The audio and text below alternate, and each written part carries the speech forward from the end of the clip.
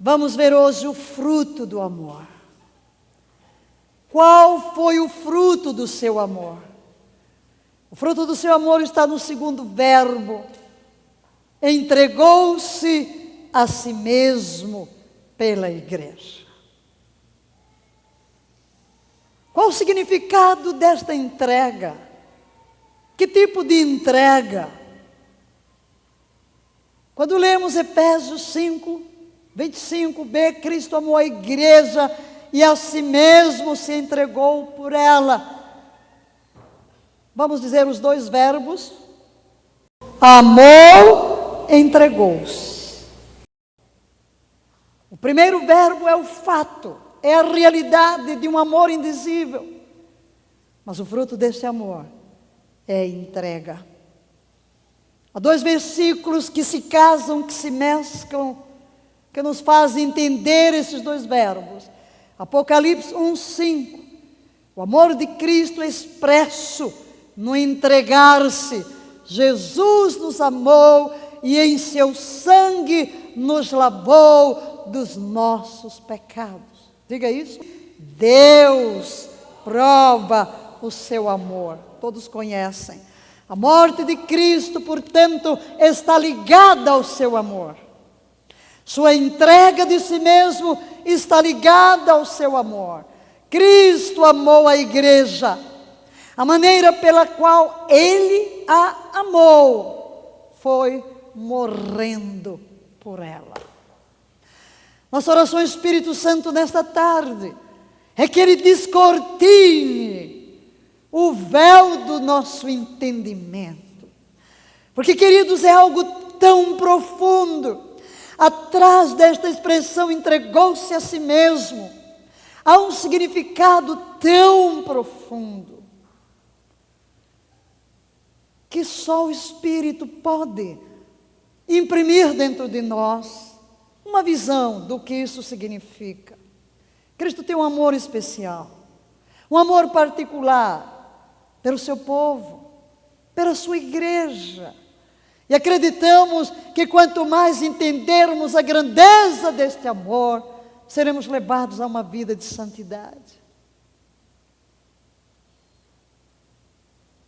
Há uma necessidade muito grande de arrependimento, de mudança.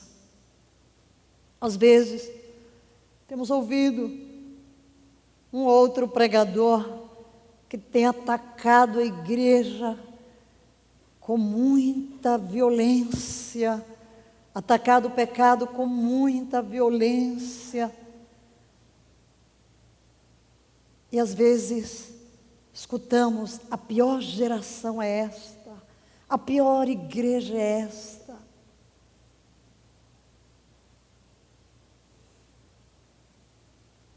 Cada um tem um jeito de apresentar a mensagem, mas tenho uma convicção no meu coração, que aquilo que vai nos motivar a uma mudança profunda é uma visão do seu amor.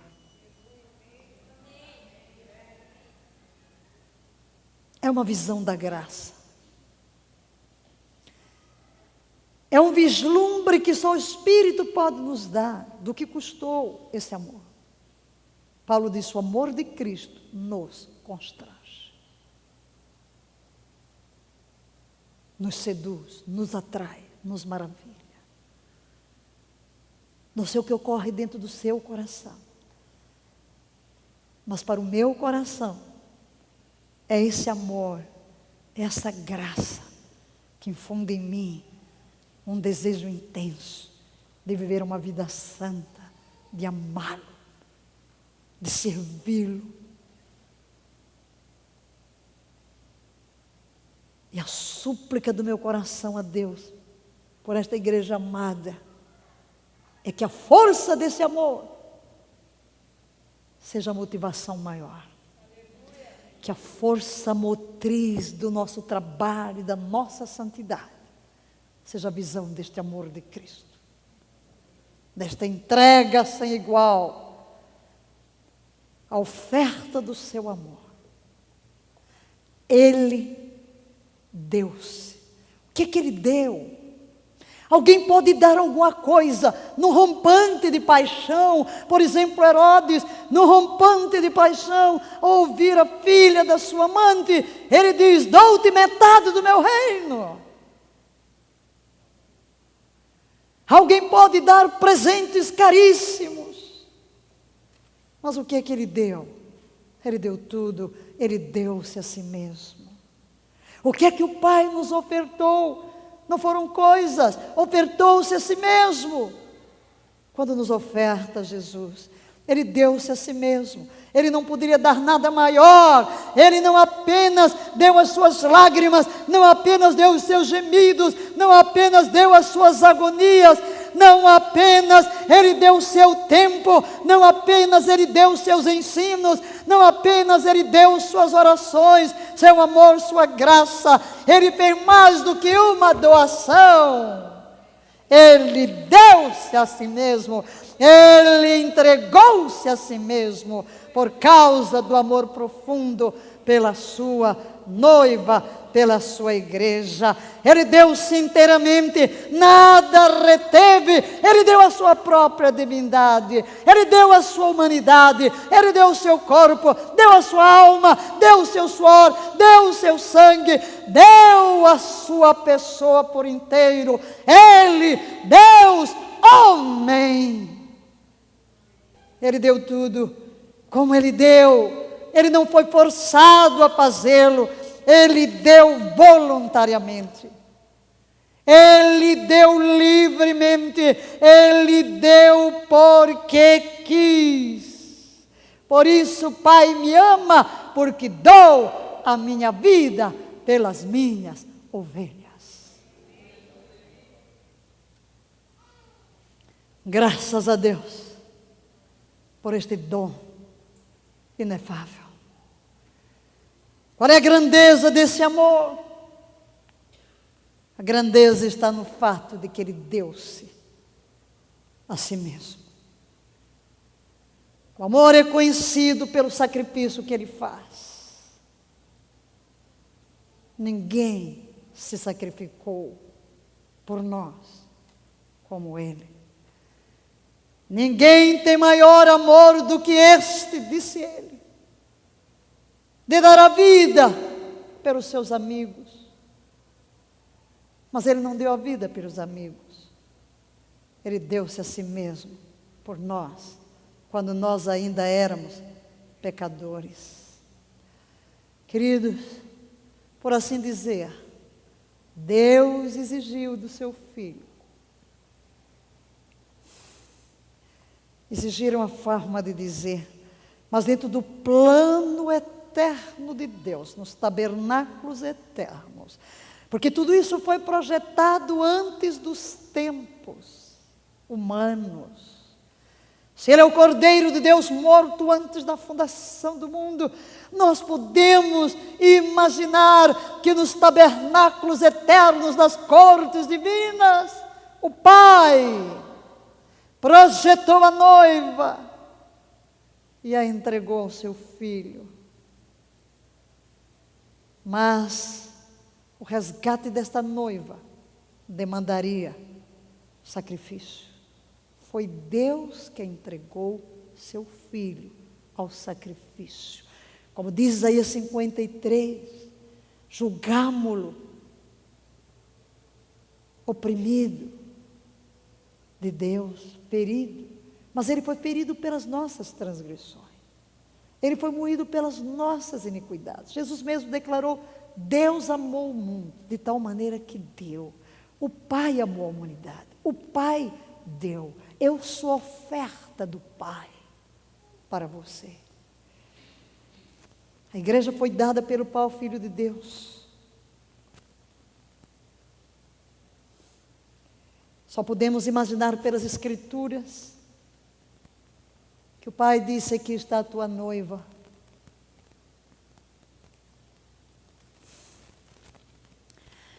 Ela será tua esposa. A noiva pertencia a Deus por criação, por soberania, por propósito, por presciência. por predeterminação. Não vamos entender tudo, queridos. Enquanto refletia sobre estas coisas, escrevia quantas vezes parei para chorar intensamente por algo profundo no meu espírito. Por entender que é um mistério insondável essa noiva. Por isso Paulo diz, isto é um mistério, mas eu me refiro a Cristo e a igreja, é um mistério. O mistério que foi revelado a Paulo, o mistério que nos tem sido revelado. Veja o que é que João diz, Jesus fala em João: manifestei o teu nome aos homens que do mundo me deste. A igreja era do Pai. O Pai deu a noiva. Eram teus e tu nos deste. E guardaram a tua palavra. Eu rogo por eles. Não rogo pelo mundo, mas por aqueles que me deste, porque são teus. Novamente, olhe para o texto bíblico e entenda o que estamos batendo em cada pregação, que o amor de Cristo pela igreja é singular, é único, é especial e difere do seu amor pelo mundo em geral. Ele ama mais algumas pessoas do que outras. Ele ama mais algumas casas do que outras. Ele ama mais alguns apartamentos nesta cidade do que outras, porque lá dentro está a noiva.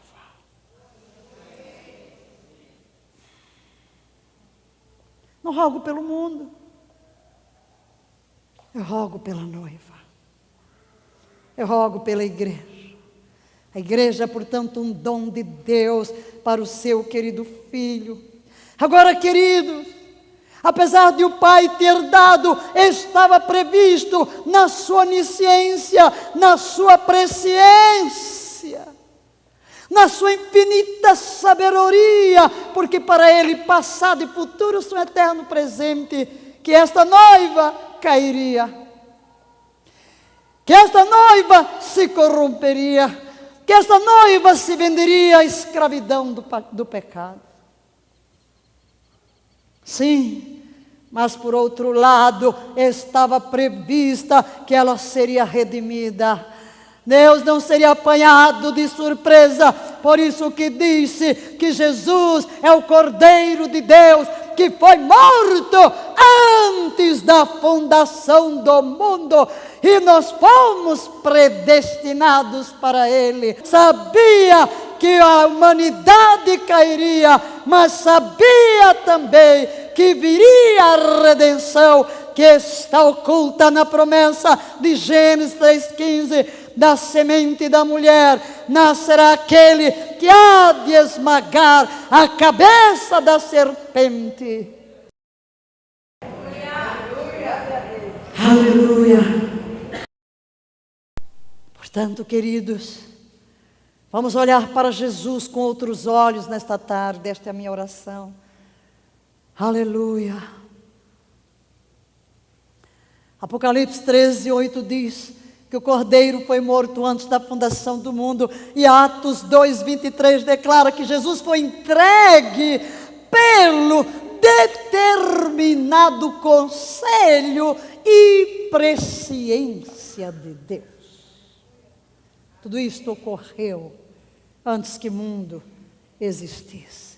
Portanto, Jesus sabia que havia, guarde isso no seu coração, um sacrifício a ser oferecido.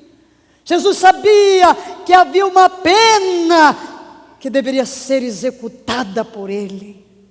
Jesus sabia que havia uma lei, a lei entregue à humanidade, que deveria ser cumprida por Ele. Jesus sabia que uma justiça deveria ser satisfeita por Ele ao tomar o lugar da noiva.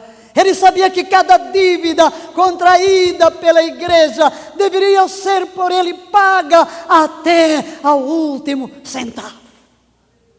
qual seria a consequência do seu desposamento com a igreja? Quando ele aceitou a oferta do Pai nos tabernáculos eternos, ele abraçou as consequências deste presente caído.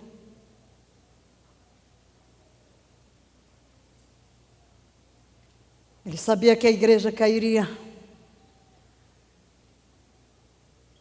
E ele sabia que ele mesmo deveria redimi-la da queda. E a fim de fazê-lo, ele deveria vir.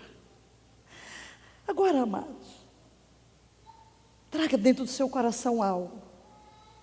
Acho que nós olhamos tanto para Jesus nos seus dias terrenos como homem, que perdemos a visão divina de que estamos lidando com o Criador do universo, Deus de Deus, incriado, eterno, sem princípio nem fim de dias. Esse Deus onipotente sabia que ele deveria vir à terra. Isso é uma humilhação. O Criador tornar-se semelhante à criatura. Ele deveria sofrer. Ele deveria morrer. A mais agonizante de todas as mortes. A mais vergonhosa, a mais terrível.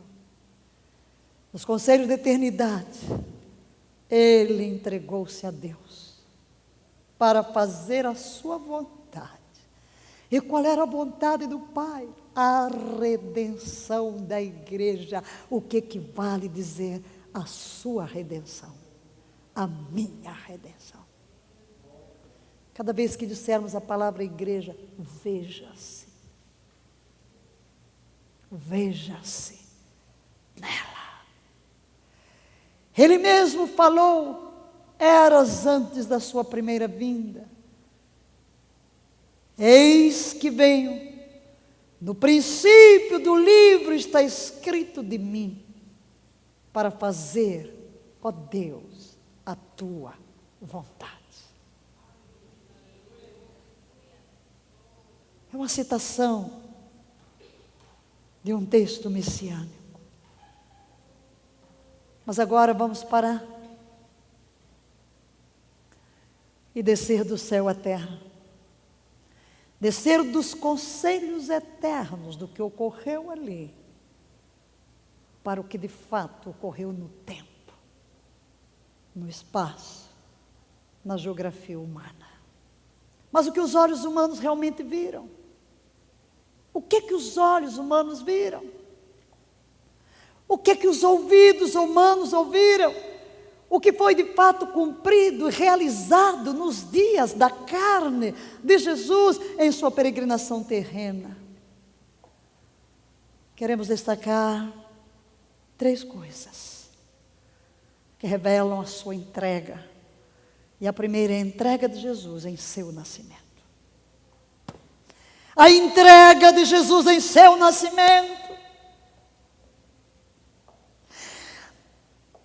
Para que Deus, o Eterno,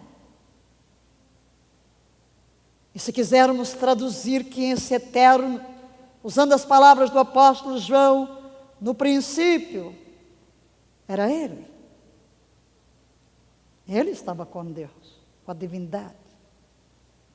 Ele mesmo era a divindade. Todas as coisas foram feitas por Ele. E sem Ele, nada do que foi feito se fez. Consentir em vir à terra dos homens e nascer como um bebê e crescer. Ele estava entregando-se a si mesmo, a nós, nascendo como nós, sendo formado como nós, identificando-se conosco em nossa humanidade, em nossa humilhação, em nossa casa. Ele entregou-se a si mesmo. Quando ele começa a ser gestado no ventre de Maria, ele está se entregando pela igreja. O Redentor deveria participar da natureza do homem que ele haveria de redimir. Tornar-se seu irmão, tornar-se seu parente. Diz Hebreus 2,16, porque na verdade ele não tomou os anjos, mas tomou a descendência de Abraão. Em outras palavras, se ele houvera de redimir os anjos, tornar-se um anjo. Mas ele vinha redimir o ser humano, pelo que entregou-se, para que fosse transformado em um ser humano semelhante a nós. Mas ele é Deus. Mas ele é o Criador. Cristo amou a igreja e a si mesmo se entregou por ela. Ele consentiu em fazer a vontade do Pai, vindo aqui, embora concebido no ventre de Maria. Entendamos a natureza humana do nosso bendito Senhor e Salvador Jesus Cristo. Não deveria ser uma concepção natural, porque ela não poderia ser manchada pelo pecado. Por isso, sobrenaturalmente, essa concepção no ventre de Maria pela palavra divina não permite que o pecado da raça humana manche sua alma. Lucas 1,35 diz: descerá sobre ti o Espírito Santo, a virtude do Altíssimo te cobrirá com a sua sombra, por isso também o santo que de ti há de nascer, o santo, será chamado Filho de Deus. Era a primeira forma de entrega à igreja. Este santo era a pura humanidade, a nossa humanidade sem pecado, para nos libertar dos nossos pecados. Agora, reflitamos. Era santo. Não era mortal, mas ainda assim capaz da morte. Não era caído, e ainda assim foi feito em uma mulher que era caída. Não era capaz de pecar, mas capaz de sofrer. Tanto no corpo, quanto na alma. Tomado do momento da sua concepção em união indissolúvel com a pessoa do Filho de Deus. Aquela natureza humana formada no ventre de Maria está indissoluvelmente ligada a Deus. Deus dos céus toma sobre si esta natureza humana.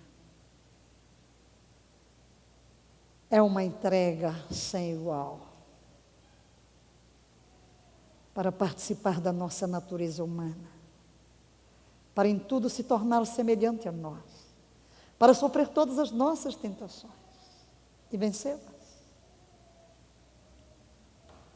Mais adiante, à medida que formos descendo aí no versículo, veremos a extensão desta entrega. Mas entenda a grandeza desta entrega. Olhe para Jesus hoje com outros olhos. Olhe para a sua humanidade como algo que ultrapassa o nosso entendimento. Mas em segundo lugar, a entrega de Jesus na sua vida. Toda a sua vida foi uma entrega. Ao vir ao mundo, desde o ventre de Maria até a cruz, ele estava entregando-se a si mesmo. Desde o dia em que ele foi circuncidado no templo para cumprir a lei, ao 8º dia, para receber em si a cicatriz da aliança, como filho de Abraão, como filho de Davi, ele estava se entregando por nós, por toda a vida, até o dia que ele foi crucificado, quando ele sofreu a maldição. Ele estava sempre, em todos os dias da sua existência sobre a terra, entregando-se a você, entregando-se a mim, entregando-se à igreja. Do útero de Maria ao Calvário, foi uma única entrega pela igreja.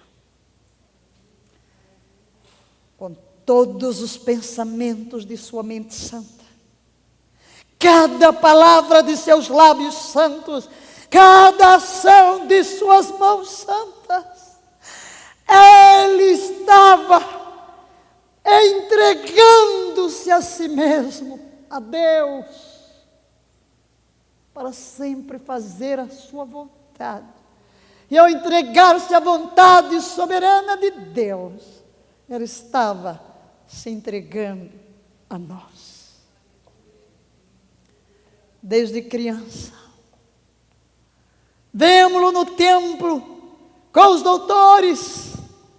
E quais são as suas palavras quando José e Maria o procuram porque não o acham?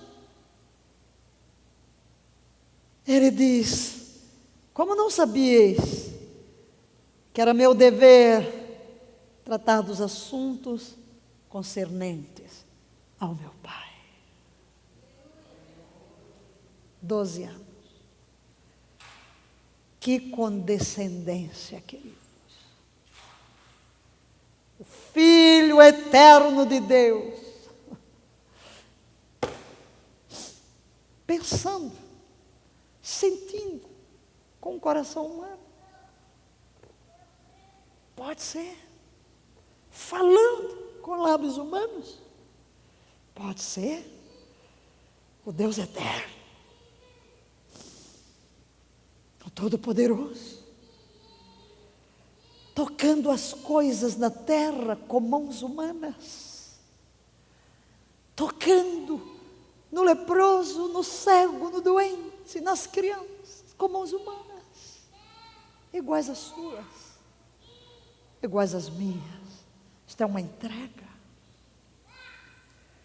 Andando em terreno humano, peregrinando, andando por caminhos molhados, pedregosos, espinhosos, subindo montes, descendo montes, subindo vales, descendo vales, com pés humanos. Não podemos perder de vista a divindade, que estava na mais íntima união com aquela natureza humana. Deus, homem.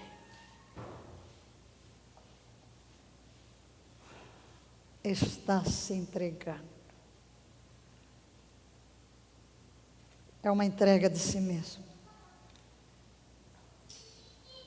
Por um momento, contemple a vergonha, o desprezo, a zombaria, a calúnia que ele sofreu durante a sua estada aqui embaixo nesta terra. Levando uma vida de pobre. E ainda assim, andando por toda parte, fazendo bem. A palavra de Atos dos Apóstolos. Aproxime-se agora dos recintos sagrados do jardim do Getsemane. Ele é Deus.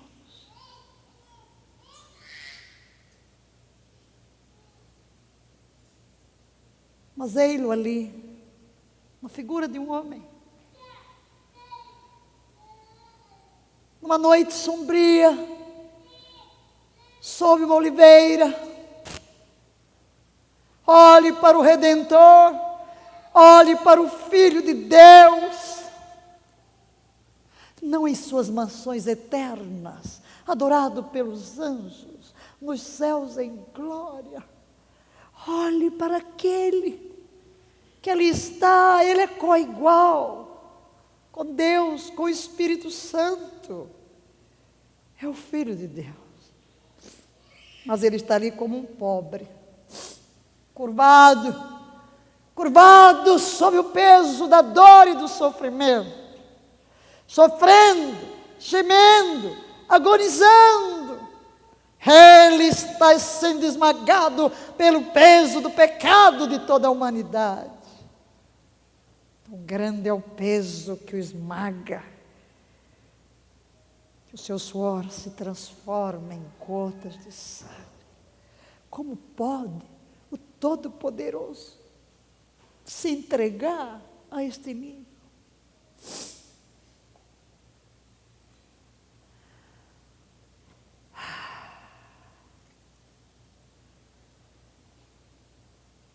Ali ele derrama o primeiro sangue.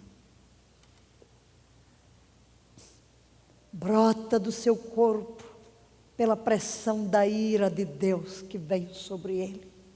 Porque ali ele tomou o nosso lugar. O peso da maldição de uma lei que foi quebrada por nós. O peso dos pecados de milhões que repousam sobre aquela cabeça e sobre aquele corpo inocente. Que visão para a nossa fé. Que visão para a resposta do nosso amor. Aqui ele estava realmente entregando-se a si mesmo, até as últimas consequências, para redimir esta igreja, para redimir a você.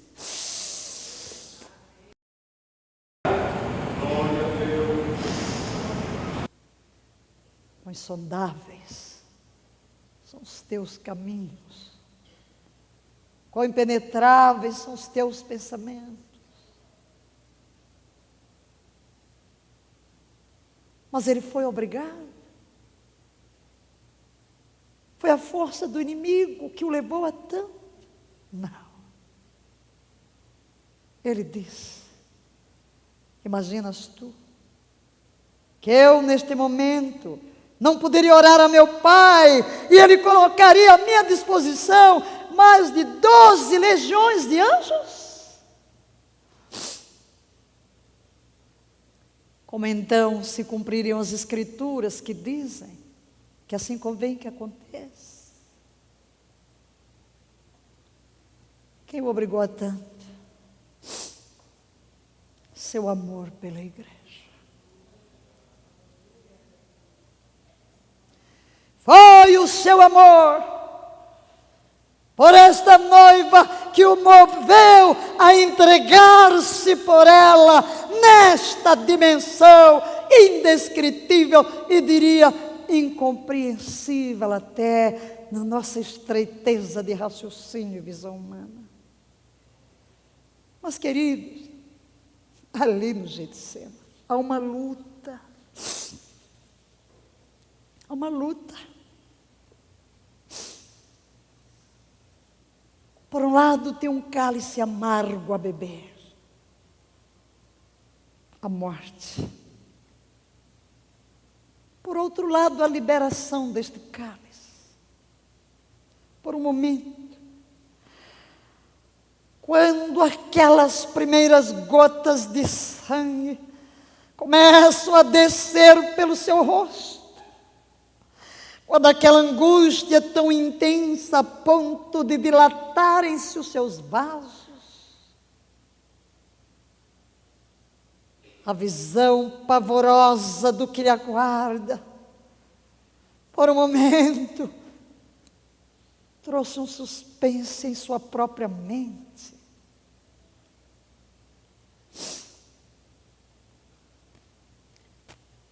lemos Mateus 26, e começando a entristecer-se,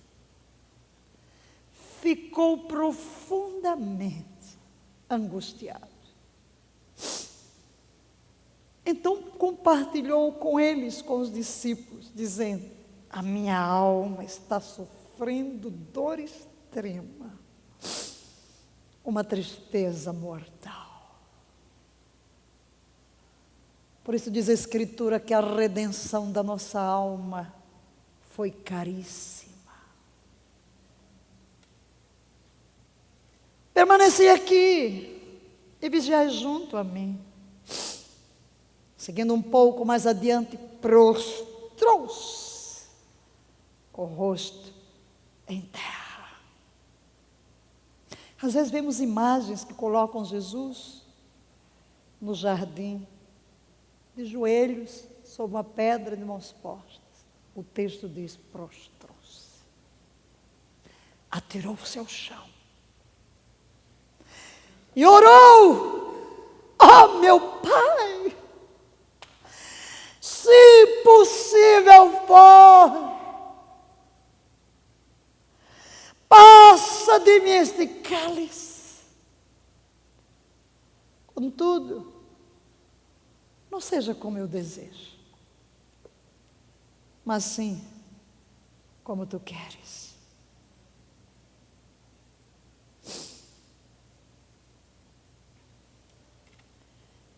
Foi um momento. Ele voltou e fez a oração 3 vezes. Foi registrado apenas por nossa causa. E a segunda vez que ele ora, ele diz: ó meu Pai, se este cálice não puder passar de mim sem que eu beba, seja feita a tua vontade. Que o Espírito Santo nos dê uma visão clara da luta interna de Jesus nesta hora. A dor era demais.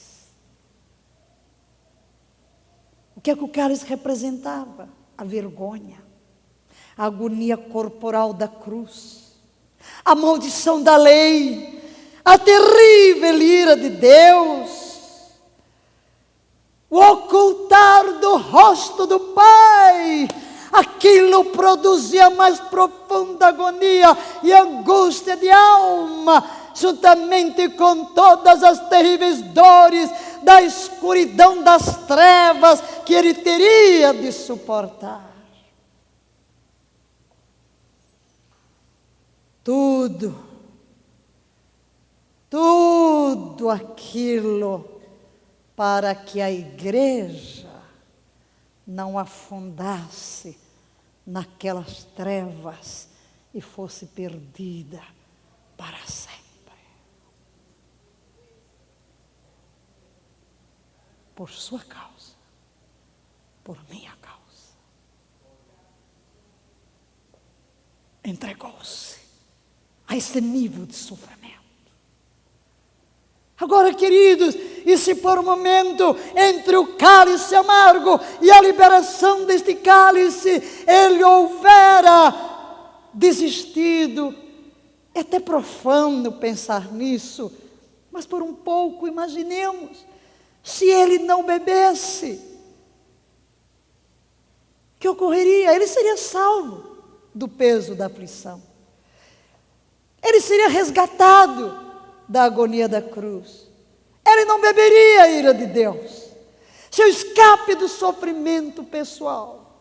Todavia, se ele não bebesse, perderia a igreja, renunciaria à noiva, deixaria entregue ao pecado, à morte e ao inferno. Negaria sua palavra, negaria seus compromissos, desistiria de tudo o que ele viera fazer na terra. E assim, sacrificaria a sua própria glória. E com ele, a glória de Deus. mas glórias sejam dadas ao Cordeiro. Humildemente, ele tomou o cálice em sua mão santa e bebeu até a sua última gota, voluntariamente.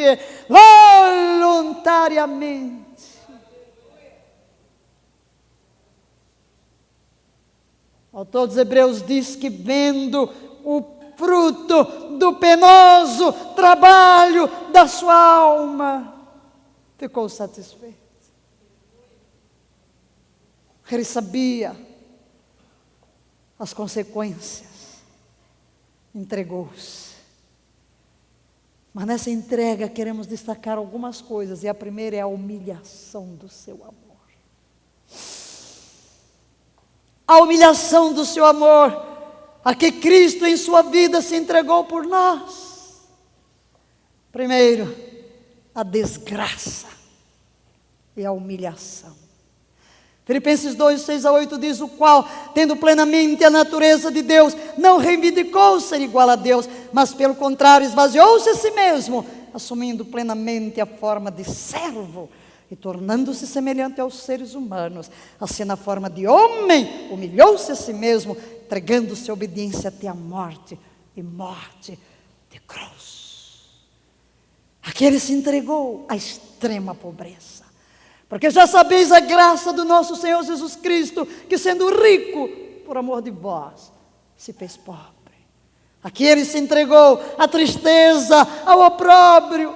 Ridicularizavam-me todos os que me veem, balançando a cabeça e gesticulando, lançam insultos contra mim, dizendo: volte-se para Yahvé, que ele o livre, salve-o, se é que ele quer bem. Salmo 22. Ele deu as costas, entregou as suas costas àqueles que o açoitavam, entregou o seu rosto àqueles que o cuspiam e arrancavam a sua barba, entregou-se a si mesmo, como diz Isaías 53, ele era desprezado, rejeitado pelos homens, viveu como homem de dores, experimentou todo o sofrimento, caminhou como alguém de quem os seus semelhantes escondem o rosto, foi menosprezado, e nós não demos à sua pessoa importância alguma. No entanto, suas dores eram as nossas próprias enfermidades que ele carregava. Mas ele, de fato, ele foi traspassado por causa das nossas próprias culpas e transgressões. Foi ele esmagado por conta das nossas iniquidades. Aqui Cristo se entregou aos poderes das trevas espirituais que atormentaram a sua alma. Basta olharmos para o livro de Jó e sabermos como essas trevas espirituais podem oprimir alguém. Aquele se entregou à ira de Deus. Ele tornou-se pecado por nós e Deus tratou-o como um pecador. Aquele que subiu à cruz, na realidade era eu quem estava nele. Por isso ele sofre a ira de Deus. As costas de Deus são voltadas contra ele. Toda a força do juízo de Deus sobre o pecado caiu sobre ele no Calvário. Mas ele se entregou a tudo isso. Por isso ele grita: Deus meu, por que me desamparaste? Mas em terceiro lugar, a entrega de Jesus na sua morte. Ele se entregou no nascimento, ele se entregou durante toda a vida, e finalmente ele se entregou a si mesmo na sua morte. Quando ele se entregou aos soldados que vieram prendê-lo no jardim, sob o comando daqueles religiosos, ele estava se entregando à morte. Ele poderia, como disse, pedir aos anjos que o viessem libertar, mas não o fez. Ele tinha poder, mas ele estava ali voluntariamente. Ele disse: esta é a vossa hora e o poder das trevas. Ele se entregou ao mau rei Herodes. Ele se entregou ao julgamento injusto de Pilatos, que o condenou só para agradar as pessoas. Ele se entregou aos soldados que o torturaram. que o chicotearam, que laceraram o seu corpo e finalmente o cravaram na cruz. Ele se entregou a si mesmo. Ele se entregou à morte. João 10, 18. Ele declara: ninguém tira a minha vida, mas eu de mim mesmo a dou. Tenho poder para dar e poder para tornar a tomá-la. Este mandamento recebido de meu Pai, em outras palavras, tenho poder para me entregar à morte e tenho poder para ressuscitar dela. Quantos foram crucificados? Diz a tradição que Pedro foi crucificado de cabeça para baixo. A crucificação era a morte terrível que os romanos davam aos malfeitores. Quando Tito invadiu Jerusalém no ano 70, diz o historiador Joséfo que não havia madeira redonda para cruzes. Tantos eram os crucificados em Jerusalém que faltou madeira para os crucificar. E a despeito do sofrimento, na realidade ele ficou apenas 6 horas na cruz. Quantas pessoas tiveram um sofrimento físico muito mais prolongado? O maior sofrimento, contudo, de Jesus foi no espírito, foi na alma. O Deus Santo. Ele teve que sofrer em sua alma o que os eleitos de Deus, o que a noiva, o que você, o que eu, teríamos de sofrer no inferno, se ele não tivesse sofrido em nosso lugar.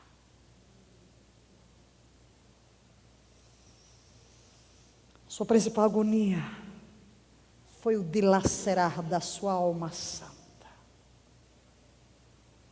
A maior de todas foi o golpe final que Deus reservou para os últimos momentos.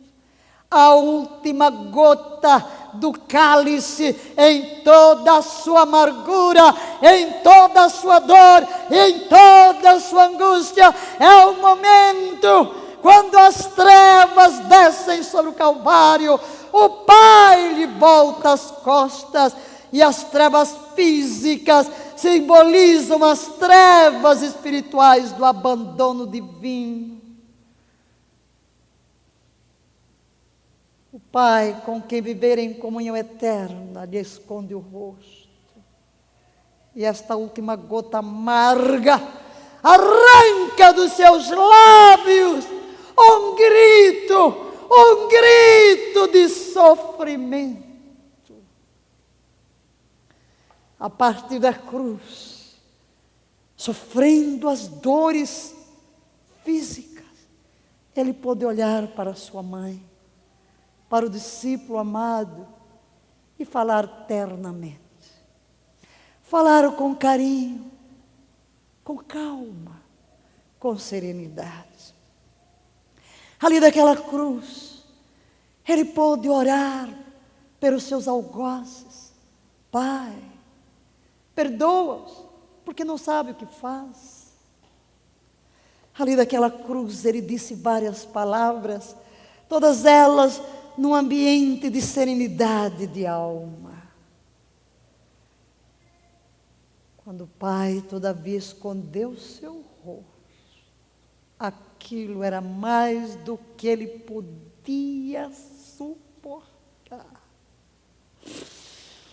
E esta é a hora em que ele arranca o grito doloroso que a terra jamais ouvira e jamais ouvirá.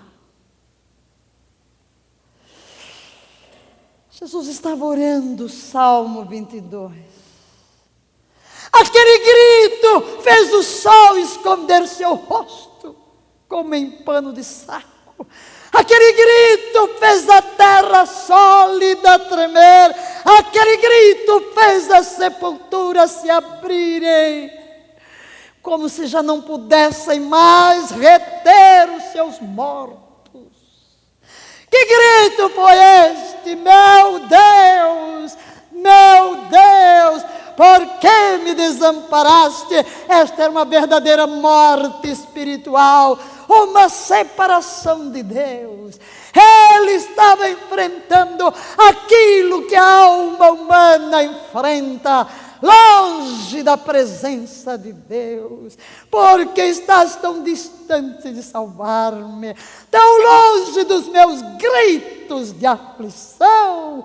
Deus meu, eu clamo de dia, mas não me respondes, durante a noite e não recebo descanso. Deus meu, Eloi, Eloi, lama sabachthani. Deus meu, Deus meu, por que me abandonaste?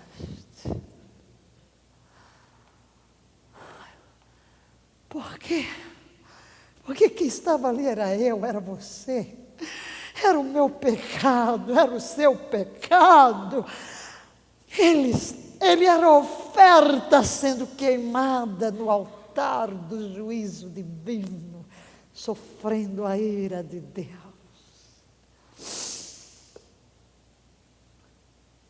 Mas então, depois deste grito, tudo estava consumado. E ele gritou: está consumado. Bebi a última gota, eu me entreguei por inteiro. Sim, esse Cristo que se entrega para ser gerado como um bebê no ventre de Maria e vive esta vida de pobreza, sofrimento e desprezo e finalmente se entrega à morte, chega ao fim da jornada bradando: está consumado. A obra estava completa. Aleluia! A obra agora estava completa. Todo tipo e figura da lei encontrara a sua realidade. A lei fora satisfeita, a justiça fora honrada. Deus foi agradado e a igreja foi redimida. Aleluia! Aleluia! Aleluia! Só então, e não antes, o nosso bendito Senhor clamou com grande voz para mostrar que Ele entregara a sua vida. Pai, nas tuas mãos entrego o meu espírito. Que momento solene. Entregou-se a si mesmo, com toda a serenidade da sua santa alma. Ele humildemente curvou a cabeça, serenamente a curvou, serenamente entregou seu espírito nas mãos do Pai. O sacrifício estava completo. Pai, nas tuas mãos eu entrego o meu espírito. Entregar-se assim à morte foi o último ato da sua entrega de si mesmo pela igreja. Coloque-se de pé e leiamos Gálatas 1,14. Tudo isso para que? Juntos, o qual se por nossos pecados, para nos livrar do presente século mal, segundo a vontade de Deus.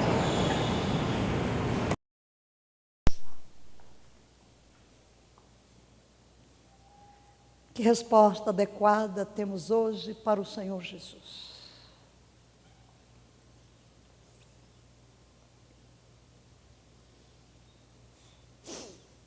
Senhor, Redentor, noivo amado, que te diremos? A solenidade que toma conta do nosso coração diante da visão, ainda que pálida, do que significou a tua entrega no nascimento, na vida e na morte. Nem sabemos o que te dizer.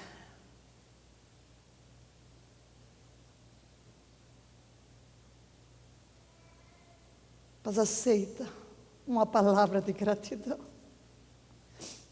uma expressão de amor e uma atitude de rendição. Coloque a mão no coração e diga: Senhor Jesus, não mereço tanto amor. Perdoa-me por não te amar à altura do que mereces. Que o teu Santo Espírito venha imprimir no mais profundo do meu ser a visão da tua entrega, o fruto do teu amor por mim, e dá-me a graça de amar-te mais, de não ferir teu coração. Não mereces meus pecados. Ensina-me a viver em santidade, a agradar o teu coração.